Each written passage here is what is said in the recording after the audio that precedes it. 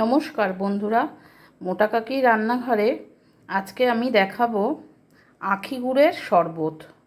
আখি গুড়ের শরবত গরমকালে খাওয়া খুব ভালো, পেট ঠান্ডা রাখে। পুদিনা পাতাও পেটকে ঠান্ডা রাখে। তার জন্য লাগবে আমার আখি গুড়, পাতিলেবু, সাদা নুন, বিট নুন এবং পুদিনা পাতা বাটা। এই পাতিলেবুটার বদলে গন্ধলেবুও নেওয়া যেতে পারে। আমার গন্ধলেবুটা ছিল না বলে আমি পাতিলেবু নিয়েছি। এই গুড়টাকে আগে জলের মধ্যে ভিজিয়ে রাখতে হবে।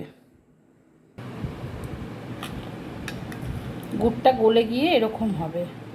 তাতে আমি দেব 1 গ্লাস, যদি আমি শরবত করি তাহলে 1 চামচ আমি পুদিনা পাতার বাটাটা দেব।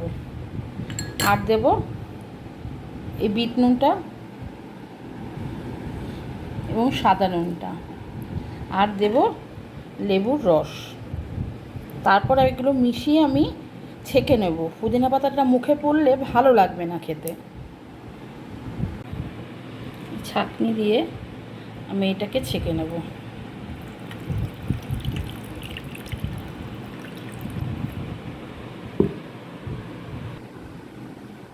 এটা আমি পরিবেশন করে দেখাচ্ছি।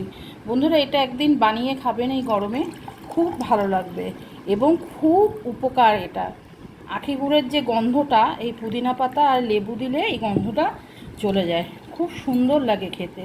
এবং একটু বরফ কুচি দিয়ে দেবেন, দিলে খুব সুন্দর লাগবে দেখতে।